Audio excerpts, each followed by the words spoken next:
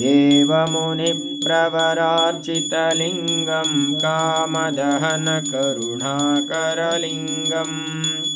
रावणदर्पविनाशकलिङ्गं तत्प्रणमामि सदा शिवलिङ्गम् शुद्धसुगन्धसुलेपितलिङ्गं बुद्धिविवर्धनकारणलिङ्गं सिद्धसुरासुरवन्दितलिङ्गं तत्प्रणमामि सदा शिवलिङ्गम् कनकमहामणिभूषितलिङ्गं पणिपतिवेष्टितशोभितलिङ्गं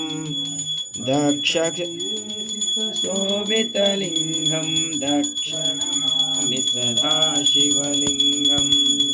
कुङ्कुमचन्दनलेपितलिङ्गं पङ्कजहारसुशोभितलिङ्गं सञ्चितपापविनाशकलिङ्गं तत्प्रणमामि सदा शिवलिङ्गम्